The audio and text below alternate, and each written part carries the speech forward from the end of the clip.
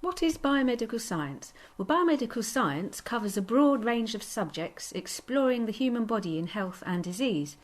It's a practical-based subject involving the application of laboratory methods for diagnosing, analysing and treating disease. For example, students might learn how to analyse a blood sample to diagnose health. Biomedical science therefore suits students who have an inquiring mind and a fascination for the human body. How do you study biomedical science? Well, in the UK, students can study for a degree in biomedical science that's usually 3 years and full-time. Some are accredited by professional bodies, so the Institute of Biomedical Science, and some lead to registration with the Health Professions Council, which is important for working in the NHS.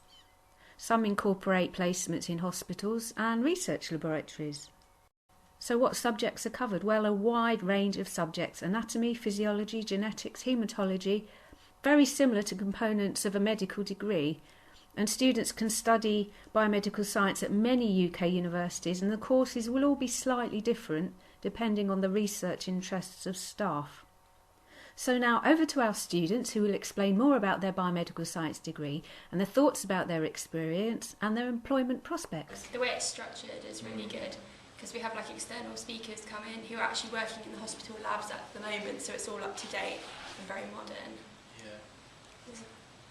Third year's actually been really good. Like, I think it's better than first year and second year, because it's more down to what you actually do in the labs rather than the basics of everything.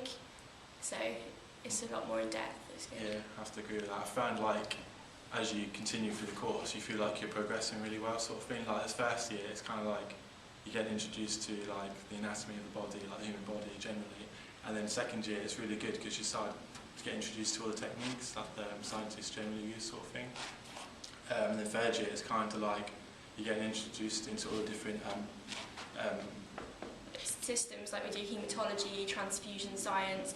It's actually like specific things rather than just the basics of everything. Yeah, it's sort of like it's relevant to like the pathology service, and what's good about it as well is the fact that it gives you a very good broad overview and like what scientists need to know. So what have you enjoyed the most about the course?